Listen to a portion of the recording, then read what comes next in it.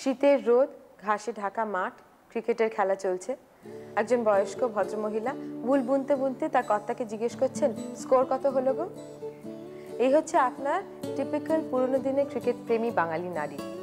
আসলে বাঙালি নারীর ক্রিকেট প্রেম শুরু হয় পতাউদিকে নিয়ে, কিন্তু এখন তো অনেক সময় কেটে গেছে, পতাউদি চলে গেছে, এসে গেছে সচিন এবং সৌরভ, এবং টেলিভিশনের দৌলতে ক্রিকেট খেলাটা আমাদের ড্রয়িং রুমে চলে এসছে। এবং আজকালকার নারীরা যারা ক্রিকেট সত্যি ভালোবাসে তাদের চেহারা একেবারেই অন্যরকম। আপনারা যেরকম দেখবেন কলেজের কিশোরীরা পড়াশোনা ফেলে ক্রিকেট দেখছে, সেরকম দেখবেন অফিসের কর্পোরেট মহিলারা কাজের ফাঁকে ক্রিকেটের স্কোর রাখছে। তারপরে দেখবেন বাড়ির মা মাসিরা পান খেতে খেতে দুপুরবেলা টেলিভিশন সেটের সামনে। এইসব নতুন নারীরা যারা ক্রিকেট ভালোবাসে তাদের কথা মনে রেখে শুরু করছি আজকের নারী।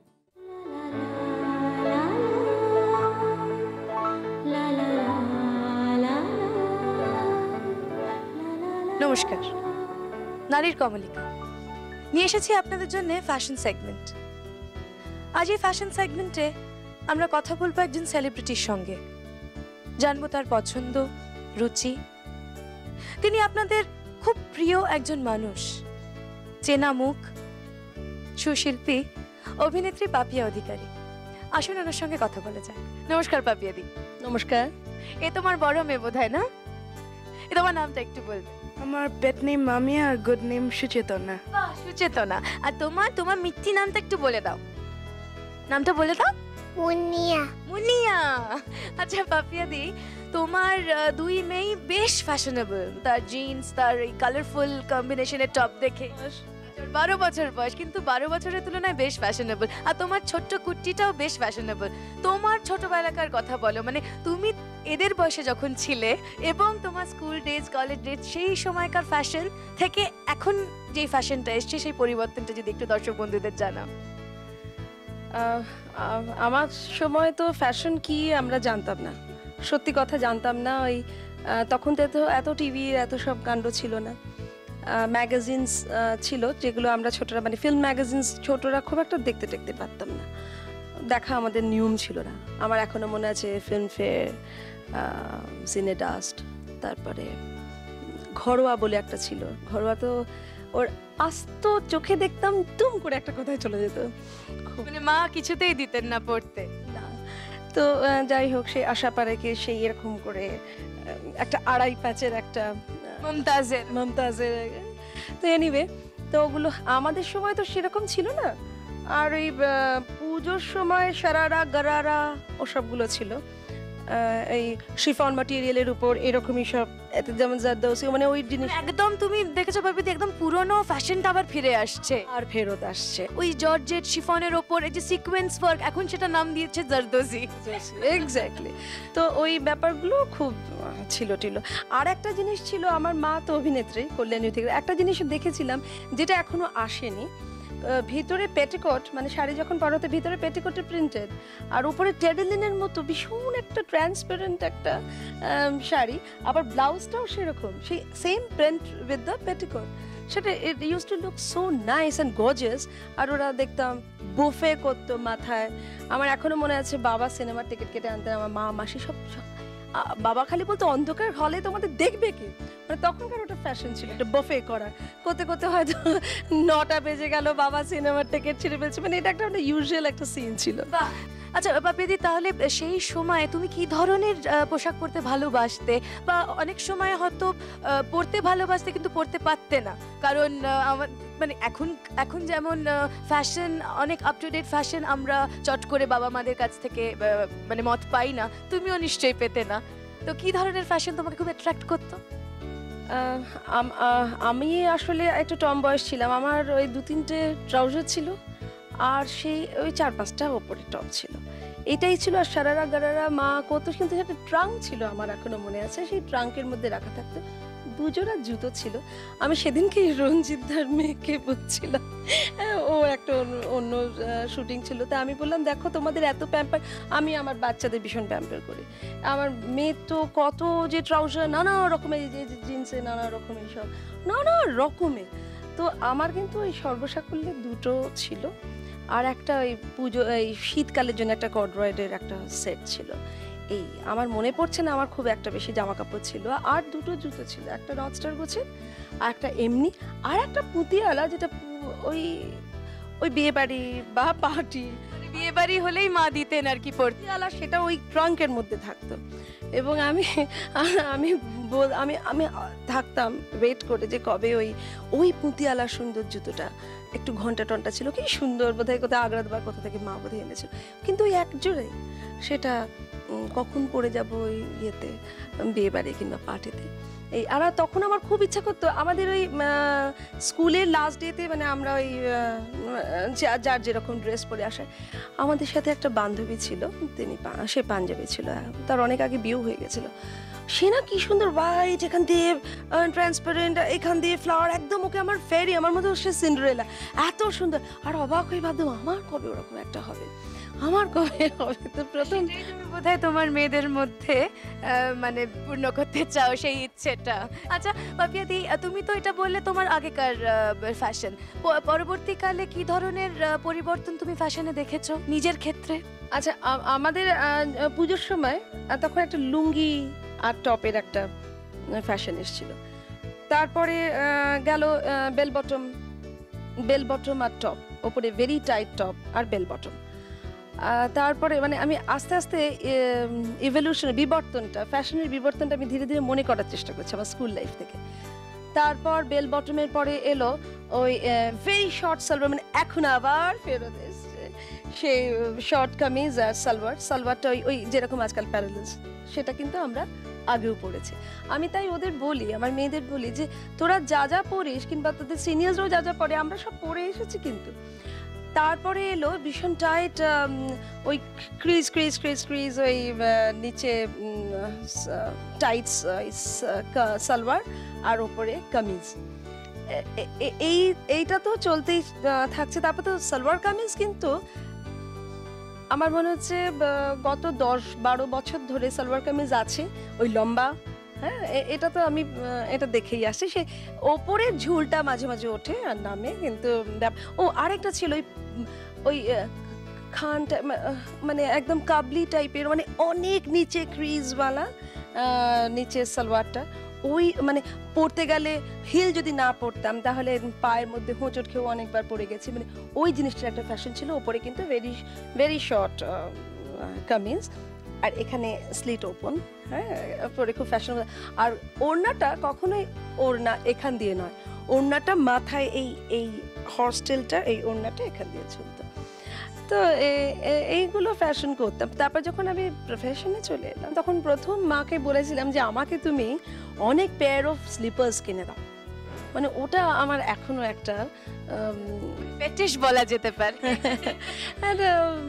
নানা রকম পায়ের অনেক রকম জুতো, নানা রকম কালার্সে, নানা রকম ভাবে, হিলস কখনো ট্রান্সপারেন্ট, কখনো কাঠের, কখনো অদ্ভুত অদ্ভুত শেপের, জিওমেট্রিক্যাল শেপের। মানে ওটা একটা মানে আমার খুব প্যাশন। শুনেছি খুব শৌখিন মানুষদের খুব ফ্যাশনেবল হলেই একটা জুতোর ওপর এরম ধরনের একটা ফ্যাসিনেশন থাকে, ব্যাগের ব্যাপারে থাকে। তো তোমার জুতো ব্যাগ নিশ্চয়ই আছে, তাছাড়া তোমার জুয়েলারি অর্নামেন্টস নিয়ে একটু বলো। কি ধরনের অ্যাক্সেসরি পরতে ভালোবাসতে, এখন কি ধরনের পরতে ভালোবাসো? সবসময় গয়নার উপর মেয়েদের একটা অ্যাট্রাকশন থাকে, কিন্তু আমার প্রথম কথা, ওই লোকে যতই এখন হিরে হিরে ডায়মন্ড করে ওপর থেকে নিচ অব্দি যতই লোকে চেঁচাক, আমার কিন্তু সর্বদা একটা সোনার উপর একটা অন্যরকম একটা, আমি এখন একটা যে সেটটা পরে আছি সেটা না ঠিক, মানে সোনা কিন্তু সোনাই যাই হোক না কেন। হ্যাঁ, তো সোনার উপর বরাবরই আমার একটা ভীষণ একটা প্যাশন আছে। সোনার নানা রকমের গয়না, আমিও, মামিয়া এখন 12 বছরে পড়ে গেছে, তো মামিয়ার সোনার গয়না মোটামুটি আমার বানানো হয়ে গেছে। তো ও বলেছে এইসব এত সাবেক মানে সেই যেসব দোকান আজকাল বিজ্ঞাপন হয়ে যাবে, বলতে চাই না, আমার কিছু ফেভারিট দোকান আছে, তো সাবেক। তা আমার কিন্তু সাবেক গয়নার উপর একটা অদ্ভুত একটা মোহ। পাপিয়া দি, মামিয়া হয়তো এখন বুঝতে পারছে না, যখন আরো বড় হবে, এই যে তুমি সাবেকি গয়নার কথা বলছো না, ওর হয়তো বিয়ের সময় দেখা যাবে সেই গয়নাগুলো ভীষণভাবে মানে এখন ইন ফ্যাশন, এখন যেটা আমাদের ইন ফ্যাশন, আর সেটা তখন ওর এই গয়নাগুলো যেগুলো তুমি এখন ওর জন্য বানাচ্ছ ভীষণ ফ্যাশনেবল মনে হবে। আচ্ছা পাপিয়া দি, আমাদের দর্শক বন্ধুদের তুমি যদি তোমার অন্যান্য হবি সম্বন্ধে একটু কিছু বলো। ফ্যাশনের হবি যদি বলি, মানে এমনি আমার হবি তো মাঝে মাঝে আমি লিখি। আমি খুব কবিতা পড়তে ভালোবাসি। আর আমার মনে হয় বাঙালি মাত্রই কিছু না কিছু লেখার একটু অভ্যেস থাকে। তো নানা রকম লিখে ফেলি। সিম্বলিস্ট পোয়েটদের আমি পছন্দ করি। বোদেলেয়ার যেরকম ভালোবাসি, বিষ্ণুদেকেও ভালোবাসি। এখনকার সমস্ত কবিকেই ভালোবাসি, কিন্তু যাই হোক।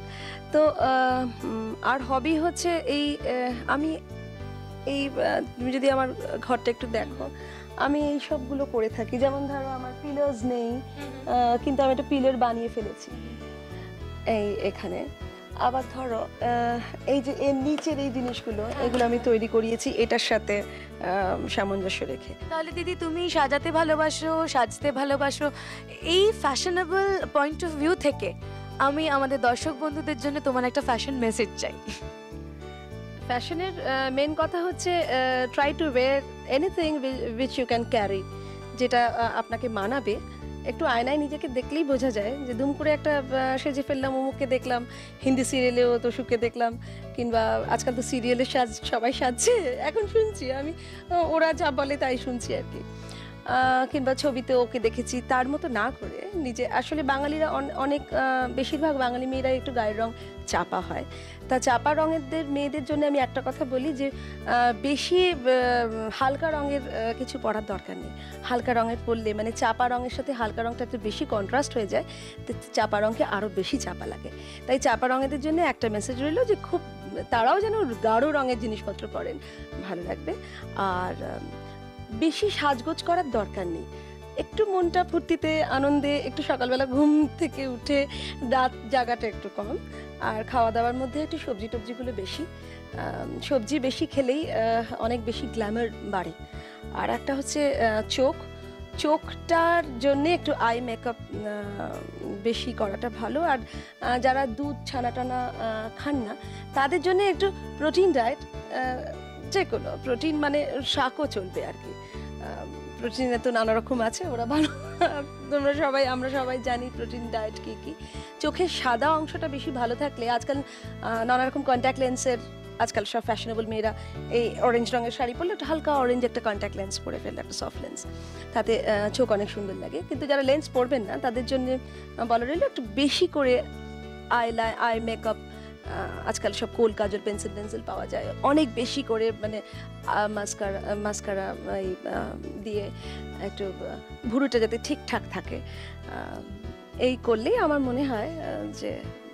আর একটু সুন্দর করে কথা বলা, ওইটা একটু নিজের সাথে নিজেকে কথা বলতে হয়। আমি কিন্তু এই পাগলামিগুলো আমার মধ্যে ছিল ছোটবেলায়, যখন আমি অ্যাক্টিং করতে শুরু করলাম, তখন কিন্তু আপন মনে রেডিওটা বড় করে চালিয়ে, আমার বাবার একটা ঢাউস রেডিও ছিল, সেটাকে বড় করে চালিয়ে নিজের সাথে নিজে কথা বলতাম আয়নার সাথে। সেটা একটা অদ্ভুত এলোকুয়েন্স, মানে নিজের সাথে নিজের কথা বললে আমি নিজেকেই মনে করতাম আমি অমুক, আবার নিজেকেই মনে করতাম আমি তোষুক। তো এই যে একটা interaction with one self is very important.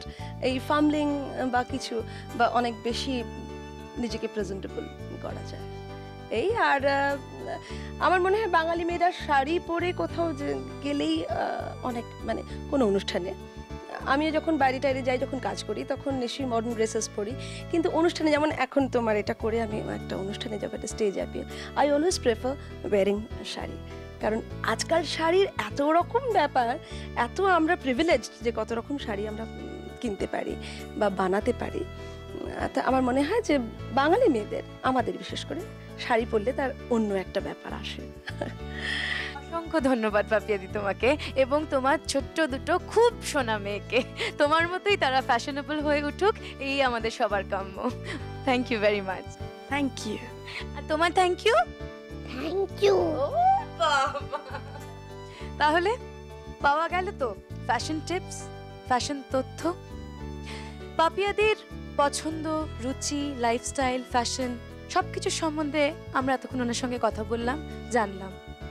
একজন চেনা মানুষের অনেক অচেনা তথ্য পেলাম এবং আরো নতুন করে তাকে চিনলাম। এই ফ্যাশন সেগমেন্ট কেমন লাগলো অবশ্যই আমাদের লিখে জানাবেন। আর আপনাদের যদি কোনো সেলিব্রিটির কথা মনে হয়, আপনাদেরও তো অনেক পছন্দের ব্যক্তি মানুষ আছে, তাদের নামটা আমাদের চট করে লিখে পাঠান। আমরা চলে যাব তাদের কাছে এবং তাদের ফ্যাশন সিক্রেটস, লাইফস্টাইলস নিয়ে কথা বলবো, পৌঁছে দেবো সেসব তথ্য আপনাদের জন্য, আপনাদের কাছে।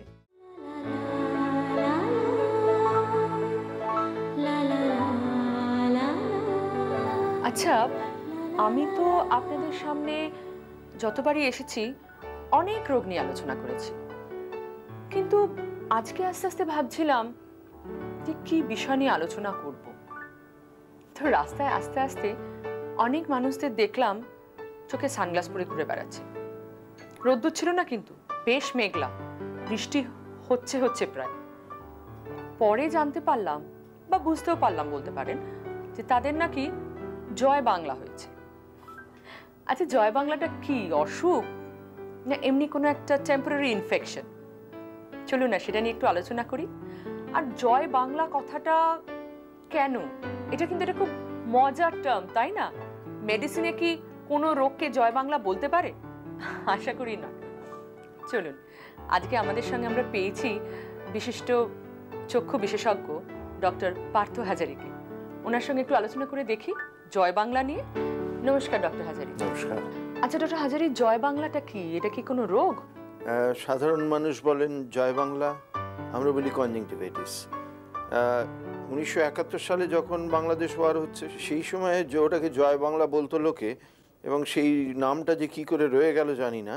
এটার নাম হচ্ছে আসলে আমরা যেটা বলি কনজাংটিভাইটিস। কনজাংটিভাইটিসটা কি? চোখের যে সাদা পোর্শনটা দেখছেন, চোখের মণি, তার পাশে যে সাদা পোর্শনটা, ওটা স্ক্লেরা, তার উপরে একটা ছোট মেমব্রেন বা ঝিল্লি দিয়ে ওটা ঢাকা থাকে, সেটার নাম হচ্ছে কনজাংটাইভা। আর কনজাংটাইভার আইটিস মানে হচ্ছে ইনফেকশন, কনজাংটিভাইটিস মানে কনজাংটিভার ইনফেকশন, মানে এটা একটা infection, it's not a disease সে অর্থে। ইনফেকশন ইজ এ ডিজিজ, ইনফেকশনটা তো একটা রোগ বটেই। আচ্ছা আচ্ছা।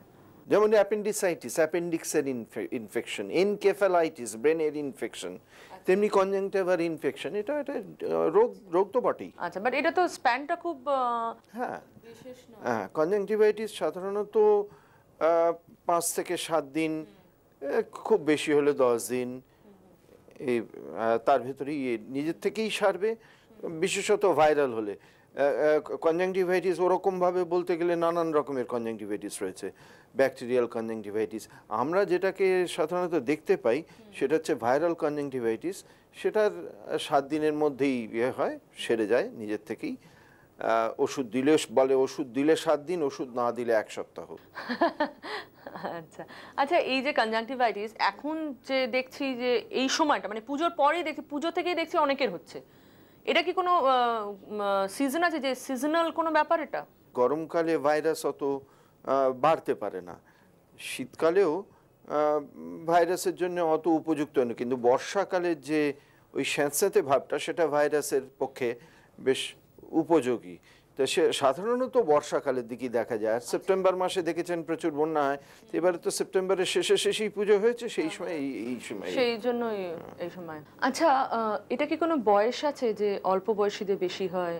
না, এর কোনো বয়স নেই, যে কোনো বয়সে যে কোনো লোকের কনজাংটিভাইটিস হতে পারে। আর আপনি যেটা বলেন এটা একটা ইনফেকশন, এই যে সবাই যাদের কনজাংটিভাইটিস হচ্ছে চশমা পরে থাকছে, মানে ডার্ক সানগ্লাস পরে থাকছে, এই কি কোনো স্পেশাল রিজন আছে যে ডার্ক সানগ্লাস পরলে ইনফেকশনটা কম ছড়াবে, এরকম কি কোনো ব্যাপার আছে?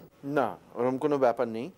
কনজাংটিভাইটিস হলে ফোটোফোবিয়া, অর্থাৎ আলোর প্রতি একটা ভীতি কারো জন্মায়, আলোতে চোখ বন্ধ করে ফেলে। তারা হয়তো চশমার জন্য একটা কালো চশমা পরলে হয়তো একটু আরাম পেতে পারে, কিন্তু অধিকাংশ লোকই পরেন ওই বাইরে যাতে কেউ দেখতে না পায় নিজের চোখ লাল হয়েছে এই জন্যে, চোখটা লুকোবার জন্যে। আর কিছু কিছু লোক পরেন যাতে আর না ছড়ায়। ও ধারণাটা ভুল। ভাইরাল, এই ধারণাটাই কিন্তু আমাদের মধ্যে বেশি। ভাইরাল যে কোনো ব্যাপারে ভাইরাসকে আটকানো খুব মুশকিল। সে যাকে অ্যাটাক করার করবে এবং তাকে যেটুকুন ভোগাবে। এটাকে আমরা প্রিভেন্ট করতে পারি? প্রিভেন্ট এই সেন্সে করতে পারি, ধরুন বাড়িতে একজন কারো কনজাংটিভাইটিস রয়েছে, তার ব্যবহার করা বালিশ, মাথার বালিশ, তার ব্যবহার করা তোয়ালে, তার ব্যবহার করা রুমাল, এগুলোকে ব্যবহার করবে না। আচ্ছা, এইভাবে আমরা প্রিভেন্ট করতে পারি, কিন্তু কোনো ওষুধ দিয়ে আটকে দেবো তা হবে না, সেটা হয় না কনজাংটিভাইটিসে। আচ্ছা, আর কিওরটা কি? কিওর দেখুন, কিওর তো বলতে গেলে বলতে হয় যে ডাক্তার দেখান। তাছাড়া চোখে জলের ঝাপটা দিন, কেউ কেউ বলবেন নুন জলের ঝাপটা দিন, এগুলো কেউ কেউ বলবেন। কিন্তু একটা জিনিস ডাক্তার দেখানোর প্রয়োজনীয়তা এখানেই যে কনজাংটিভাইটিস বলে কনজাংটিভাইটিস থেকে একটা অন্য কিছু আরও কিছু হতে পারে, একটা ইনফ্লামেশন, আইরিসের ইনফ্লামেশন বা আইরাইটিস, আইরিডোসাইক্লাইটিস, এই ধরনের কিছু রোগ তার থেকে ডেভেলপ করতে পারে। তো সেইগুলো যাতে না হয় সেজন্য একজন ডাক্তারের পরামর্শ নেওয়া অবশ্যই। এটা কতদিনের মধ্যে, ধরুন কনজাংটিভাইটিস কারোর হলো 2-3 দিনের মধ্যে কমছে না, ওই 3 দিনের মাথাতে চলে আসুন, বা যখন পারবেন যত তাড়াতাড়ি পারবেন আসুন, যত তাড়াতাড়ি। যাতে এই যেগুলো বললেন যে এগুলো এই ভাইরাল কনজাংটিভাইটিস সাধারণত শুরু হওয়ার 3 দিনের মধ্যে পিকে ওঠে, তারপরে একটু একটু একটু করে আস্তে আস্তে কমে। আপনি যখন খুব কষ্ট পাচ্ছেন একবার চলে আসুন ডাক্তারের কাছে, চিকিৎসককে দেখিয়ে যান, অন্য কিছু নয়। ভাইরাল কনজাংটিভাইটিস তার নিজস্ব গতিতে এগোবে, নিজস্ব গতিতে সারবে, তার ভেতরে যাতে অন্য কিছু না হয়ে যায় সেইটা প্রিভেন্ট করার জন্য আপনি একবার চোখের ডাক্তারকে দেখিয়ে নিন। মানে ডাক্তার দেখানোর কথা বলছেন আপনি? উচিত ডাক্তার দেখানো। চোখের আইসাইট কোনোভাবে কি এফেক্ট হওয়া করতে পারে? উচিত নয়, কিন্তু কনজাংটিভাইটিস থেকে যদি অন্য কিছু হয়, আইরাইটিস বা আইরিডোসাইক্লাইটিস, এইসব যদি কিছু অন্য রোগ হয়ে যায় চোখের, তাহলে হতেই পারে। আচ্ছা, জয় বাংলা ব্যাপারটা আমরা খুব লাইটলি নিয়ে থাকি, কিন্তু আপনি একটু আগে বললেন যে এর থেকে অনেক রকমের কমপ্লিকেশনস হতে পারে। আপনি যদি একটু আমাদের দর্শকদের ডিটেলে বলেন যে কি কি কমপ্লিকেশনস হতে পারে এবং সেটা হলে আমরা কি করব, তাহলে আমার মনে হয় নারীর দর্শকরা একটু উপকৃত হবে।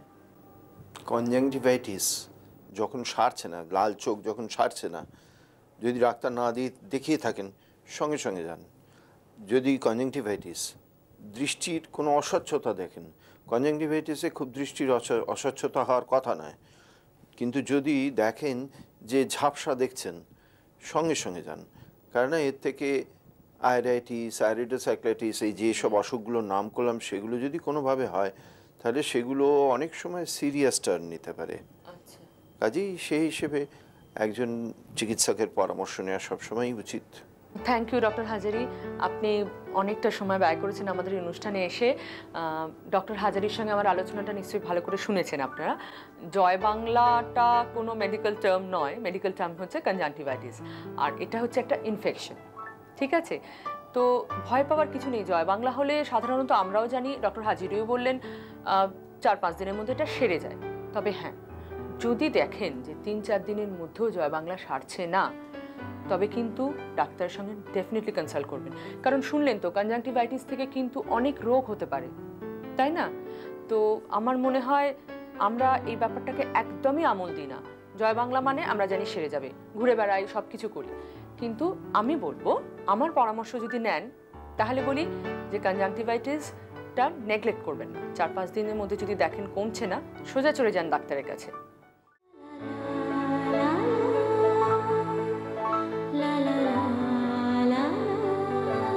নমস্কার, আমি কাঞ্চনা, আবার আপনাদের সঙ্গে আড্ডা মারতে চলে এলাম। সামনে ঈদ, মানে খুশির ঈদ, আর এই ঈদে মার্কেটিং করবেন, মজা করবেন, খাবেন দাবেন, ঘুরবেন। আর একটা জিনিস করবেন, আত্মীয় এবং বন্ধু বান্ধবদের নানান গিফট দেবেন। কি দেবেন? আমার থেকে সাজেশন নেবেন কি? তাহলে একেবারে চলে আসুন স্বভূমিতে, এবং স্বভূমি ইন্দো স্টাইলে সোজা ঢুকে পড়ুন। সেখানে পাবেন দারুণ দারুণ লেডিস পার্স, ছেলেদের পার্স, ফাইল, মোবাইল হোল্ডার। তাহলে দেরি কেন? আমার সঙ্গে সঙ্গে আড্ডা মারতে মারতে দেখতে থাকুন আপনারাও কি কি দেবেন আপনাদের আত্মীয় আর বন্ধুদের গিফট হিসাবে। আসুন। বাহ, ব্যাগটা কিন্তু এখন বেশ ভালোই মানাচ্ছে আমাকে, বলুন। আর ব্যাগটার আরেকটা সুবিধা কি জানেন তো? এইটা হাতেও এরকম করে নেওয়া যাবে। এরকম আরও অনেক সুন্দর সুন্দর ব্যাগ আছে, আরও অনেক কিছু আছে, সে নিয়ে নিশ্চয়ই আপনারা জানতে চান। তাহলে আপনাদের সঙ্গে আমি আলাপ করে দিই স্বরূপ চ্যাটার্জি। এই ধরনের যে লেডিস ব্যাগগুলো আছে, এগুলো কি সবই লেদারের? হ্যাঁ, এটা 100% পিওর লেদার। আচ্ছা, এই লেদারগুলো আপনারা কি এখানেই, মানে আপনাদের এখানেই ওয়ার্কশপ আছে নাকি বাইরে কোথা থেকে আপনারা নিয়ে আসেন? লেদার আমাদের নিজস্ব ট্যানারি আছে, ট্যানারির পর আমাদের ওয়ার্কশপ আছে, সেখানে ম্যানুফ্যাকচারিং হয়। এই ব্যাগটা খুব ইন্টারেস্টিং, এটা যে দেখ। এই ব্যাগটা হচ্ছে লেদারটার ব্যাক সাইডটা আমরা সামনের দিকে রেখেছি, তো এটার দাম খুব বেশি নয়, এটা 275 টাকা। পছন্দ করে, খুব কম রেঞ্জে ভালো ব্যাগ এটা। আচ্ছা দাদা, এই ব্যাগগুলো ছোটর মধ্যে দেখতে খুব ইন্টারেস্টিং, এগুলো কি টিনেজারদের জন্য মূলত? হ্যাঁ, মূলত টিনেজাররাই নেয়। এই ব্যাগগুলোর দামও খুব বেশি না, 300 350 থেকে শুরু ব্যাগগুলো। খুব ট্রেন্ড, হ্যাঁ, খুব প্রচলন আছে, নেয় অল্প বয়সী মেয়েরা নেয় এটা। এটা আছে, রেড কালারটা যেমন টিনেজারদের ভীষণ। হ্যাঁ, রেড আছে, গ্রিন আছে, হোয়াইট আছে। খুব সুন্দর ব্যাগটা, খুব ভালো। এই ব্যাগগুলো তো 350। না, এই ব্যাগটা খুব কম দাম, এটা 175। এই ব্যাগটা খুব এটা সুন্দর। অনেকগুলো চামড়া আলাদা আলাদা করে লাগানো হয়েছে। এটা পার্পল কালার আছে। আমাদের কালারের ভ্যারাইটিটা আছে, ওটা যেটা কলকাতা আপনি পাবেন না খুঁজে কোথাও, যে ভ্যারাইটি অফ কালার, এটা কিন্তু আমাদের। যেমন আমি সামনেও দেখছি এই রেড কালারের ব্যাগগুলো। রেড কালারের ব্যাগ নিতে অনেকেই হয়তো একটু ঘাবড়ে যাবেন, কিন্তু বিশ্বাস করুন এই রেড কালারের ব্যাগগুলো আপনারা নিজেরাই দেখতে পাচ্ছেন এতটাই এলিগেন্ট। আমার মনে হয় দেখুন যে কোন, এই দেখুন আমি নিচ্ছি এই ধরনের জামা কাপড়ের সঙ্গে একটু কি বেমানান লাগছে, আর রেড কালারের শাড়ি বা ড্রেসের সঙ্গে পরলে তো আরোই ভালো লাগবে, তাই না? আরও অনেক রকমের ব্যাগ আছে, অনেক জিনিস তো নারীতে দেখা হলো, গিফট আইটেমস দেখা হলো, এবার একটু ছেলেদের দিকে দেওয়া যাক। যেমন আমি দেখাচ্ছি মোবাইল হোল্ডার, সর্বদা আপনি যদি আমাকে একটু হেল্প করেন। হ্যাঁ, আমাদের দু রকম মোবাইল কেস আছে, একটা হচ্ছে হরিজন্টাল, একটা ভার্টিক্যাল। ঠিক আছে, দামও খুব বেশি না, 75 থেকে 90 টাকার মধ্যে মোবাইল কেসগুলো দাম। এবার ছেলেদের ওয়ালেটটা চলে আসি, এগুলো একটু দেখান যদি। বিভিন্ন কালারের আছে, ব্ল্যাক আছে, এই নস্যি কালারটা আছে, মেরুন কালারটা আছে, আবার একটু স্টিল গ্রে কালার আছে, একটু চপ ব্রাউন আছে, আবার এদিকে আর একটু ডার্ক ট্যান কালারের আছে। আচ্ছা, এই ধরনের ব্যাগগুলোর দাম কত আছে মোটামুটি? আমাদের জেন্টস ওয়ালেট শুরু 95 থেকে, এবং সবচেয়ে দামি যেটা এখানে এখনো আছে এটা 295। মানে এর মধ্যে সমস্ত পেয়ে যাও। আচ্ছা, একটা খুব ভালো একটা জিনিস দেখি, শেভিং কিট। শেভিং কিট তো আমাদের মানে শ্রীমানদের যেটা বলতে হয় যে সব সময় তো বাইরে তারা যাচ্ছে, ট্যুরে যাচ্ছে, অফিস ট্যুরে যাচ্ছে, কোথাও কাজে যাচ্ছে, তখন ছোট্ট একটা এরকম একটা সুন্দর শেভিং কিটের মধ্যে সবকিছু ভরে নিয়ে গেলে খুব সুবিধা আছে। এটার দাম? এটার দাম পড়বে আপনার 350 টাকা। 350। আরেকটা খুব ইন্টারেস্টিং আছে, এটা সম্পর্কে যদি বলেন। জেন্টস না লেডিজের? এটা হ্যাঁ, এটা গয়না রাখার জন্য, জুয়েলারি কেস বলছি আমরা। এটাও দাম খুব বেশি না, 350 টাকা দাম। ভেতরে আর একটা জায়গা আছে, এই একটা জায়গা, এখানে একটা জায়গা আছে। মানে লিপস্টিক থেকে শুরু। হ্যাঁ হ্যাঁ, আপনি গয়নাও রাখতে পারবেন আর কি, অল্প কিছু। হ্যাঁ, আপনি একটু দর্শকদের দেখান এইদিকে। বেশ ইন জিনিস, আপনারা এখানে এলে অবশ্যই কিনবেন এটা। আর আর আর যেটা আছে এগুলো সম্পর্কে যদি কিছু বলেন। এই পাউচটা খুব উপযোগী ট্রাভেলিং পারপাসে। এটা বেল্টে আটকানো যাবে এরকম ভাবে, আবার স্ট্র্যাপও আছে, কাঁধে নেওয়া যাবে। এখানে আপনি কিছু পাসপোর্ট, ভিসা বা কিছু রাখতে পারবেন, এখানেও পেপারস রাখতে পারেন। স্ট্র্যাপটা খুলে রাখতে পারেন, এই স্ট্র্যাপটা ভেতরে আছে, এটা লাগিয়ে নেওয়া যাবে। হ্যাঁ, চশমা রাখার যেটা আমি দেখতে পাচ্ছি, চশমার খাপ। এগুলোর দাম? এটা 85 টাকা দাম। আচ্ছা, আর এইটার দাম কত? এটা হচ্ছে 280 টাকা। এটা হচ্ছে ভিজিটিং কার্ড রাখার জন্য, অন্যের ভিজিটিং কার্ড আমরা রাখবো পরপর সাজিয়ে রাখার জন্য। তো বলতে পারেন যে পুরুষদের সব দিকে মাথায় রেখে এটা ইয়ে করা আছে। আর অন্যদিকে পুরুষদের জন্য অনেক ফাইল আছে, ব্যাগস আছে, এগুলোর দাম মোটামুটি কত? ক্রেডিট কার্ড হোল্ডার আছে, এগুলোর দাম মোটামুটি কত থেকে? ব্যাগ আপনার অফিস ফোলিও যেটা আপনার 850 890 থেকে শুরু, আর 3000 টাকা পর্যন্ত আছে, বিভিন্ন রকম রেঞ্জের। তাহলে আজকে এখানে এসে একটা উপকার তো হলোই, যেটা হলো এতগুলো ব্যাগ দেখলাম, আমার মনে হয় আমার এখান থেকে প্রয়োজনীয় অনেক জিনিসই পেয়ে যাবো। তাছাড়া গিফট আইটেমস তো পাবোই। আর আপনারা খুব ভালো করে ঈদ কাটাবেন, ঈদের প্রস্তুতি নেবেন, ভালো ভালো খাবার তৈরি করবেন, দারুণ মার্কেটিং করবেন। আর হ্যাঁ, আমাকে ডাকতে ভুলবেন না। আজকের মতন আসি, নমস্কার।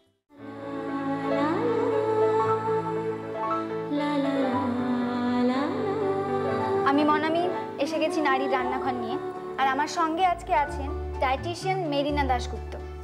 মেরিনাদি, আপনি আমাদের আজকে নতুন কি রান্না শেখাচ্ছেন? আজকে আমি করব ডাল গোস্ত। ডাল গোস্ত? ডাল গোস্ত হচ্ছে মাটন আর ছোলার ডাল দিয়ে। হ্যাঁ, ওটা প্রিপারেশনটা করতে হবে। এটা রুটি, পরোটা ওসব দিয়ে খেতে ভালো, পরোটার সাথে খেতে বেশি ভালো লাগবে। কি কি লাগছে? এটা লাগছে ছোলার ডাল। ছোলার ডাল আগের দিন রাত্রেবেলা ভেজাতে হবে। ছোলার ডালটা আগের দিন রাত্রেবেলা ভিজিয়ে রাখতে হবে। তারপরে হলুদ গুঁড়ো, তারপরে নুন, রসুন থেতো করা, হ্যাঁ, পেঁয়াজ কুচোনো, আদা বাটা আর টমেটো কুচোনো। আর একটা মশলা লাগবে, মশলাটা আগে থেকে তৈরি করে রাখতে হবে, সেটা আমি লাস্টে মিক্স করবো। মশলাটাতে থাকছে গোলমরিচ, ধনে, জিরে, এই তিনটে ফ্রাই করে গুঁড়ো করে নিতে হবে। গোলমরিচ, ধনে আর জিরে তিনটে একসাথে ফ্রাই করব, করে তারপর এটাকে গুঁড়ো করে মিক্স করব, সেটা পরে মিক্স করে নেব। আচ্ছা, এই মশলাটা কি মানে বাড়িতেই তৈরি করতে হবে? বাড়িতেই তৈরি করতে হবে। ডাল গোস্তের মেইন মশলাই হচ্ছে ওটা তৈরি করতে হবে, ওটাই টেস্ট, ওটা করতে হবে। আচ্ছা, চলো শুরু করো। সাদা তেল লাগছে না সরষের তেল? সরষের তেল দিয়ে করো।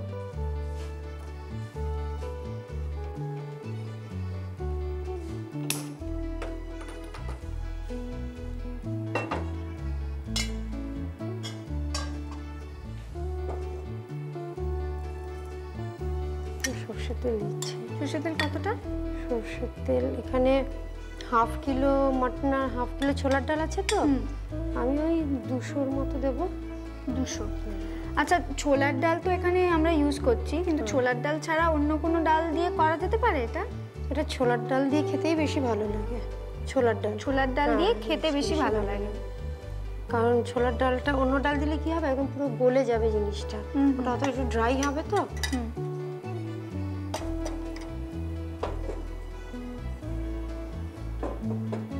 তেলটা একটু গরম হবে। এই রান্নাটা কি তোমার নিজের রেসিপি না শেখা কারো কাছ থেকে? এটা আমার হাজবেন্ডের কাছ থেকে শেখা। তোমার হাজবেন্ডের কাছ থেকে শেখা? আচ্ছা, উনি আজকে দেখছেন? উনি আজকে, হ্যাঁ, দেখছি।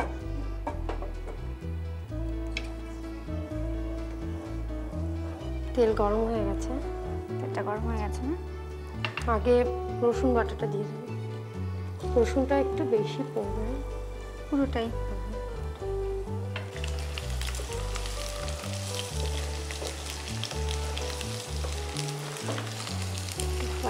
আর একটু ফ্রাই হবে, একটু লাল লাল হবে, একটু লাল লাল হয়ে যাবে রসুনগুলো।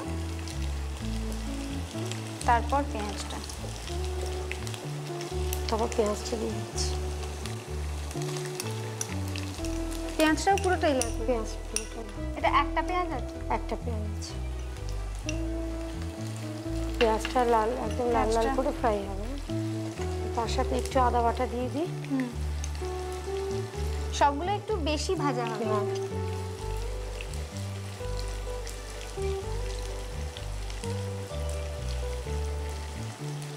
এবার আদা বাটা দিচ্ছি, এই হাফ স্পুন থেকে একটু বেশি আদা বাটা।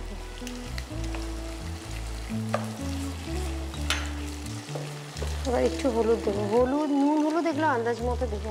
নুন হলুদ আন্দাজ। আচ্ছা মেরিনাদি, তুমি মাছ মাংসের মধ্যে রান্না করতে কোনটা বেশি প্রেফার করো? এমনিতে আমি লাইক করি মাটন, তো মাটনও এমনি করতে ভালো লাগে, মাছও ভালো লাগে করতে। মাছটা বেশি পছন্দ করি। কেন? মাছের আসলে এত ভ্যারাইটি, মানে আমি নিজের মাছের খুব ভ্যারাইটি করি, ওই জন্যই করতে ভালো লাগে। তোমার খেতেও কি মাছই বেশি ভালো লাগে? না, আমি মাছ খুব একটা বেশি ভালোবাসি না। আচ্ছা, মাছটা রান্না করতে ভালোবাসি, খাওয়াতে বেশি ভালোবাসি। নুনটা দিচ্ছি, নুনটাও আন্দাজ মতো দেবো।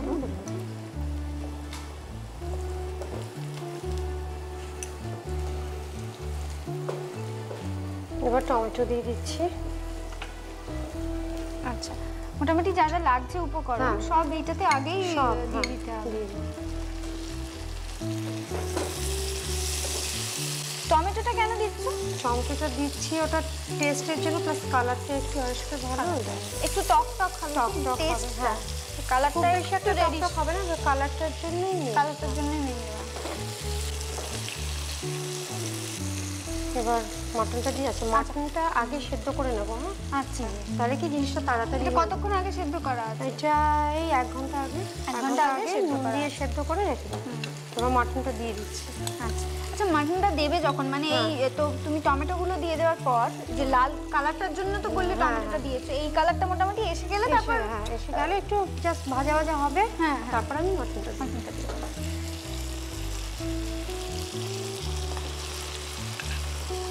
এটা খুব ছোট ছোট করে পিস কাটা আছে, ছোট ছোট হাড় ছোট ছোট কাটা হবে। মাংসটা দুটো একসাথে একটু মিক্স করবো।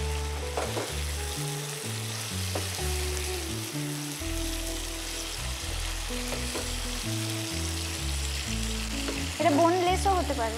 হ্যাঁ, বোনলেসও হতে পারে। এটা তো তুমি বললে পরোটা আবার রুটির সাথে খেতে বেশি ভালো লাগবে। মাংসটা দেওয়ার পর কতক্ষণ সময় লাগে? মাংসটা দেওয়ার পর হাফ অ্যান আওয়ার লাগে। হাফ অ্যান আওয়ার লাগে? হাফ অ্যান আওয়ার লাগে। মানে একটু জিনিসটা যতক্ষণ কষবে জিনিসটা খেতে ভালো হবে, একটু টেস্ট হবে। একটু বেশিক্ষণই কষা হবে। গ্রেভিটা একটু ঢাকা দিয়ে দেবো। ঢাকা দিতে হবে। জল টল কিছু দিতে হবে না? কিচ্ছু দেবো না। মানে ঢাকা দেওয়ার পরই আধ ঘন্টা লাগবে। হ্যাঁ।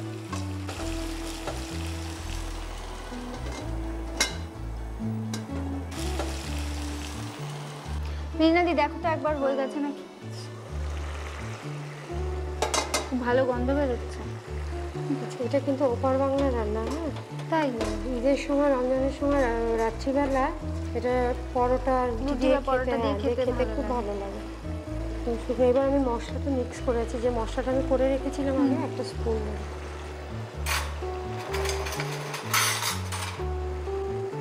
এই মশলাটা যেন কি কি দিয়ে করা একবার বলো। মশলাটা ধনে আছে, ধনে সব থেকে বেশি দেবো আমি। আর ধনে 5 চামচ যদি দিই তাহলে তার হাফ হচ্ছে জিরে, গোটা জিরে, তারপর 5-6টা গোলমরিচ গোটা। এবার এইগুলো না ফ্রাইং প্যানে শুকনো ফ্রাই করে গুঁড়ো করে নেবো, নিয়ে এটা লাস্টে মিক্স করবো। এই মশলাটা তো করে বাড়িতে রেখেই দেওয়া যায়, সবসময় বেশি করে বাড়িতে রেখে দেওয়া যায়। এই মশলাটা দেওয়ার পরে আরো বেশি ভালো গন্ধটা বেরোবে। এটা হচ্ছে এটা সব থেকে মানে আসল মশলা আর কি, এটাতেই টেস্ট হবে। এবার শুকনো শুকনো হয়ে গেল। পুরো গ্রেভিটাতে মশলাটা কালারটাও এসছে।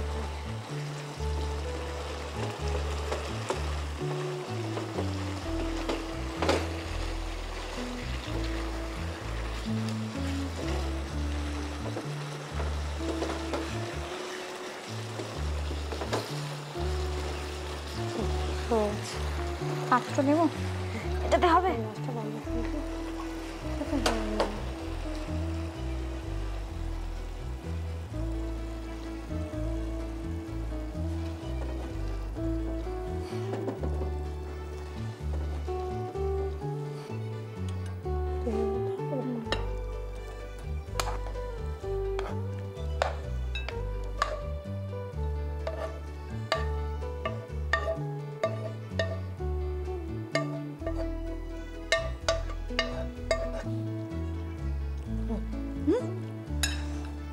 করে সার্ভ করার সময় একটু টমেটো দিয়ে দেবো। আরো কিছু দেওয়া যায় তো গার্নিশিং এর জন্য টমেটো ছাড়াও? টমেটো ছাড়া হ্যাঁ, কিছু অন্যান্য ভেজিটেবলস কিছু দেওয়া যায়, বা লঙ্কা, শুকনো লঙ্কা। শুকনো লঙ্কা কি কাঁচা লঙ্কা উপরে দেওয়া যেতে পারে। হয়ে গেল, টেস্ট করবো। হ্যাঁ।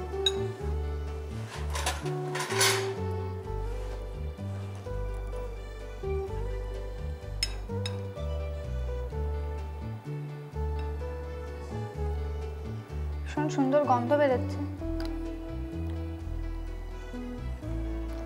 খুব ভালো খেতে হয়েছে। মানে এটা আমার মনে হয় অকেশনালি খুব ভালো হবে। বাড়িতে অনেক গেস্ট আসলে এই রান্নাটা খুব ভালো লাগে।